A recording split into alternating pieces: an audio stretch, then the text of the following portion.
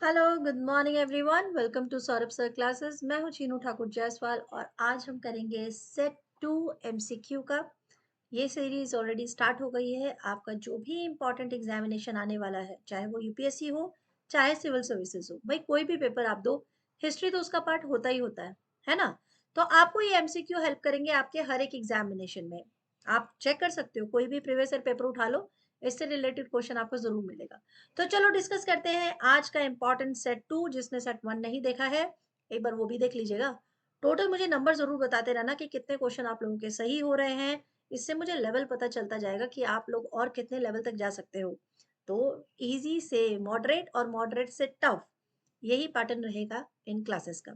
ठीक है, तो चलो फटाफट से स्टार्ट करते हैं क्लास। क्लास पसंद आए तो लाइक कीजिए, शेयर कीजिए, सब्सक्राइब कीजिए, बाकी आप लोगों की अपनी इच्छा है। ठीक है, तो चलो स्टार्ट करें class. Ready? Yes. Set 2 MCQ का पहला क्वेश्चन हम लोग करने वाले हैं। तो फर्स्ट क्वेश्चन आपके सामने आता है, द टर्म यवन प्रिया mentioned in Sanskrit ancient Sanskrit text denoted. ठीक है, ये वर्ड आपने सुना है कभी? यवन प्रिया। हम्म, अगर सुना है तब तो बहुत अच्छी बात है। इसका मतलब आप लोगों ने तैयारी शुरू कर दी है। और जिन्होंने नहीं सुना है, कोई बात नहीं, आज पता चल जाएगा आपको कि क्या होता था यवन प्रिया। ठीक है, आपको क्या लगता है, क्या वो आइवरी है यानी कि शेल्स? ठीक है, क्या वो पेपर है, मिर्ची? या a fine quality of Indian muslin, it's a type of cloth? या फिर कोट डांस परफॉर्मेंस? ठीक है, परफॉर्मर्स जो होते थे। बताओ क्या होगा आंसर। फटाफट से कमेंट सेक्शन में लिखो आंसर और मुझे बताओ आपका आंसर क्या होगा। यस, राइट आंसर है पेपर। यस, मिर्ची, बिल्कुल। भारत में स्टार्टिंग से व्यापार बहुत ज्यादा एकदम टॉप लेवल पे चलता था। तो ये जो अंग्रेज कहते हैं ना कि इन्होंने हमारे देश का व्यापार बहुत बढ़ाया, एकदम ये मनगढ़ंत बातें हैं, मनगढ़ंत किताबें हैं। क्योंकि हमारे एंशियंट जो थे, इतने सारे दस्तावेज, इतने सारे एविडेंसेस मिलते हैं, जिससे ये प्रूफ होता है कि 6th और 7th सेंचुरी से ही यहाँ पर जो व्यापार था वो तो बहुत टॉप लेवल पे चल ही रहा था। और इंडस वैली सिविलाइजेशन की खोज के बाद तो और ज्यादा इस चीज का कंफर्मेशन मिलता है कि 2500 बीसी में भी भारत से व्यापार मेसोपोटामिया, चाइना, मतलब इंपोर्ट एक्सपोर्ट चल रहा था। ठीक है, तो उस समय हमारे भारत से जो सबसे ज्यादा एक्सपोर्ट होता था वो होते थे मसाले। जी हाँ, लोगों को मसाले बहुत पसंद थे भारत के। और साउथ में जो मिर्ची होती है ना, काली मिर्ची, ठीक है, पेपर, उसका बहुत ज्यादा यूज होता था। इसीलिए उसको यवन प्रिया कहा जाता था, क्योंकि यवन में बहुत प्रिय थी। ठीक है, क्लियर हुई? आपको मिर्ची पसंद है? चलो good. Next question, the concept of अनुव्रता was advocated by Mahayana Buddhism, Lokayata school, Hinayana Buddhism या जैनिज्म। एक कॉन्सेप्ट है अनुव्रत का, तो वो कॉन्सेप्ट इनमें से कौन है जो फॉलो करते हैं? क्या वो महायान बुद्धिज्म फॉलो करते हैं, क्या वो लोकायत स्कूल फॉलो करता है, या हीनयान बुद्धिज्म फॉलो करता है, और Jainism? Language will be bilingual, तो I am trying to speak in English as well as in Hindi, so you can easily answer. तो अभी फिलहाल जो है वो मुझे बताओ, इसका आंसर क्या होगा, बताओ। यस, राइट आंसर है जैनिज्म। ठीक है, आपको यकीन नहीं होगा, कई स्टूडेंट्स ने इसका आंसर बुद्धिज्म लगा दिया था, महायान बुद्धिज्म। तो इसका राइट आंसर होगा जैनिज्म। एक्चुअली जैनिज्म में जो वोज है, यानी जो सिद्धांत हैं, दो तरह के, एक तो मेजर है, एक माइनर है। तो अनु मतलब छोटा हो गया और व्रत मतलब वोज हो गए। ठीक है, तो अनुव्रत जो है वो एसोसिएट है जैनिज्म में। और इसकी कैटेगरी 12 तरह के नंबर है ये, कि आपको क्या करना चाहिए, कैसे रहना चाहिए, सच बोलना चाहिए, ये सारी चीजें। ठीक है, तो ये मेंशन की गई है। और इसे स्मॉल वोज, यानी अनु मीन्स स्मॉल और व्रत मीन्स वोज, इसीलिए अनुव्रत को कौन प्रोपाउंड कर रहे हैं? जैनिज्म। ठीक है, क्लियर? जैनिज्म की लैंग्वेज मुझे बताओ, तो जैनिज्म अपने लिटरेचर में कौन सी लैंग्वेज यूज करते थे? पाली या प्राकृत? ये कंफ्यूजन वाला क्वेश्चन ना अक्सर आता है। ठीक है, बुद्धिज्म कौन सी लैंग्वेज फॉलो कर रहे थे, और पाली। फटाफट होमवर्क है ये। ठीक है, चलो क्वेश्चन नंबर थर्ड है, अकॉर्डिंग टू मीमांसा system of philosophy, liberation is possible by means by. System of philosophy, Bharat की फिलोसफी बहुत इंपॉर्टेंट है, उसके बारे में पढ़ना। हम लोग का बैड लक ये रहा है कि हम लोग के एजुकेशन सिस्टम में हम लोगों ने अपने ही एंशियंट लिटरेचर को उतनी मतलब तवज्जो नहीं दी, उतना हम लोगों ने उसे सीरियस नहीं पढ़ा है। नहीं तो आपको पता चलेगा कि ये जो हमारी फिलोसफी, इंडियन एंशियंट फिलोसफी है, इसमें टोटल 6 स्कूल्स है। ठीक है, टोटल 6 स्कूल्स हैं, उसके बारे में मैं आपको बता देती हूँ, जो कि फिलॉसफी की बातें करते हैं, यानी फिलॉसफी जिसमें है। नंबर 1 पे है न्याय, नंबर 2 पे है संख्या, जिसे संख्या और संख्या बोला जाता है, नंबर 3 पे योगा, फिर नंबर 4 पे विशाशिका, और नंबर 5 पे पूर्व मीमांसा, नंबर 6 पे उत्तर मीमांसा। इन्हें हम शठ दर्शन के नाम से भी जानते हैं, 6 दर्शन।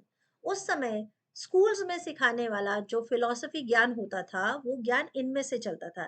न्याय के जो गुरु थे, ठीक है, न्याय के गुरु का नाम था गौतम मुनि, गौतम मुनि।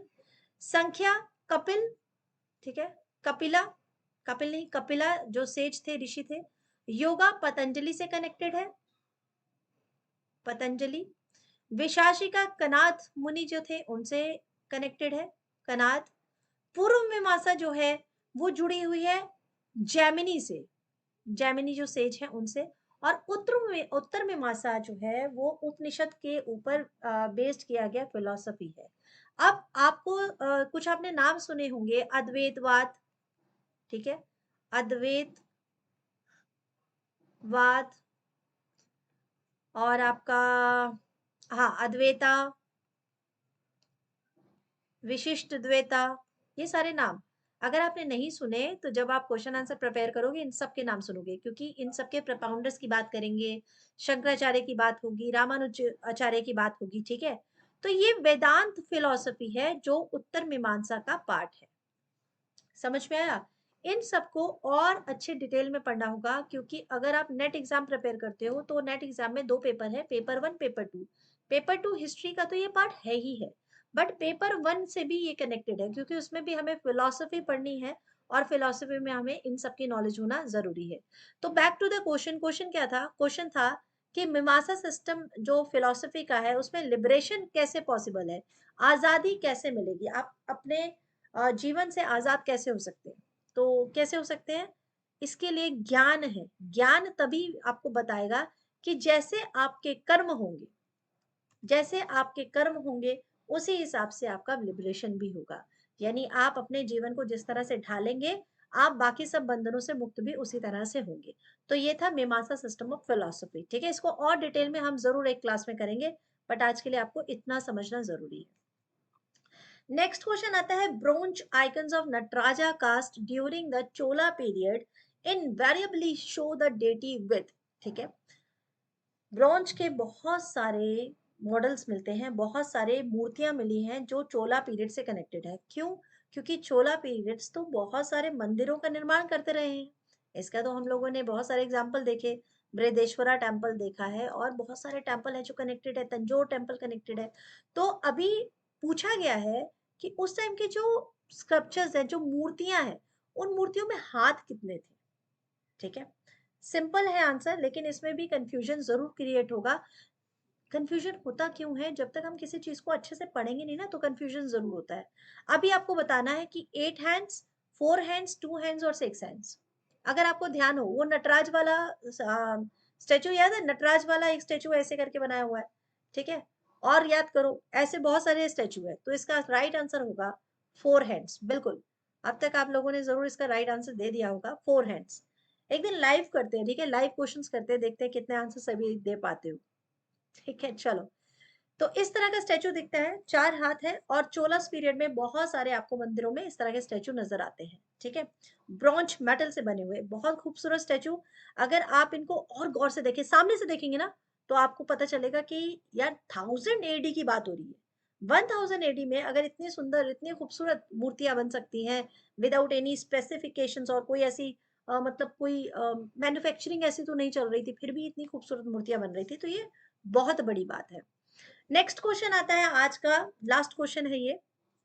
According to ancient Indian cosmogonic ideas, the sequential order of the cycle of 4 aeons यानी युग क्या है? आसान क्वेश्चन है। कॉस्मोजेनिक का मतलब होता है जब पृथ्वी जहां से शुरू हुई और जैसे अंत होगा, इसकी जब हम स्टडीज कर रहे होते हैं तो उसके आइडियाज की बात कर रहे हैं। तो क्या सीक्वेंस रहा होगा? 4 युग हैं, हमने बहुत बार सुने हैं कि 4 युग रहे हैं, धरती के 4 युग रहे हैं। उनका आपको मुझे बताना है कि क्या सही क्रम है, ठीक है। द्वापर, कृत, त्रेता, काली यानी कली, कलयुग की बात हो रही है, कलयुग, यहाँ पे काली की जगह कलयुग भी आप समझ सकते हैं, कलयुग, ठीक है। कृता द्वापर त्रेता काली, कृता त्रेता द्वापर काली, त्रेता द्वापर काली एंड कृता। तो सबसे पहले जो आता है वो कौन सा आता है, जल्दी बताओ। कृता और त्रेता में आप लोग कंफ्यूज पक्का हो जाएंगे, क्यों होंगे, क्योंकि यहाँ पर सतयुग का नाम चेंज कर दिया गया है, सतयुग का नाम एक और नाम से दे दिया गया है, बताओ किस नाम से। यस, सतयुग को कहा जाता है कृत, ठीक है। यानी कि आप जो कर्म करते हैं उसके हिसाब से आपको उसी समय कर्म फल मिलता है। तो कृत यानी सतयुग, ठीक है, जो लगभग 4000 साल चला है, ठीक है, 4000 साल। त्रेता, त्रेता का टाइम पीरियड आता है जब राम और रावण जी का युद्ध के आसपास का समय आता है, ठीक है। त्रेता का युग ये 3000 वर्ष तक चला था। उसके बाद द्वापर, द्वापर जब भगवान कृष्ण जन्म लेते हैं और जब उनका पूरा गोकुल का वो सारा समय है वो सब चल रहा होता है, और जब महाभारत शुरू हो रहा होता है तो द्वापर खत्म हो रहा होता है। ये 2000 साल तक चला था। अगला है काली यानी कि कलयुग। कलयुग जो है आपका उसका टाइम पीरियड दिया गया है 1000 साल। मतलब जो अगर ये लगभग की बात की जाए तो पृथ्वी की टोटल आयु ये कही गई है कि युग बदल जाएगा, पूरा ये 4 युग खत्म हो जाएंगे लगभग 4,32,000 सालों के बाद, ठीक है। तो कलयुग का 1000 साल दिया गया है, अभी चल रहा है 2024। कितने साल बचे, 8000 साल, बहुत लंबा टाइम है। पर कोई बुरा काम मत करो, ठीक है। चलो, समझ में आ गया, सारे सीक्वेंस समझ में आया। तो ये थे आज के 5 क्वेश्चन इंपॉर्टेंट, जो कि हम लोगों ने सीरीज वाइज कर लिए हैं। अगले सेट में यानी सेट 3 में हम जल्दी मिलेंगे बाकी के और क्वेश्चंस डिस्कस करने के लिए। आई होप क्लास आपको पसंद आ रही हो। पसंद आए तो लाइक कीजिएगा, शेयर कीजिएगा, कमेंट्स कीजिएगा, कि कमेंट्स एक्चुअली सजेशन का काम करते हैं, ठीक है। ये नहीं कहा जा रहा है कि कमेंट्स में आप बहुत तारीफ कर दो, लेकिन हाँ, सजेशन आपके जरूर मांगे जाते हैं कि किस तरह के क्वेश्चंस आप करेंगे, क्या ये मेथड सही है, इतनी डिटेल में बताना ठीक है, या और डिटेल में आप इसमें पढ़ना चाह रहे हैं, ठीक है। इसीलिए आपकी कमेंट्स की वेट होती है। So thank you so much for today's, will meet soon with the new session with set 3। तो जरूर ज्वाइन कीजिएगा, सब्सक्राइब कीजिएगा। Thank you so much, bye bye and take care.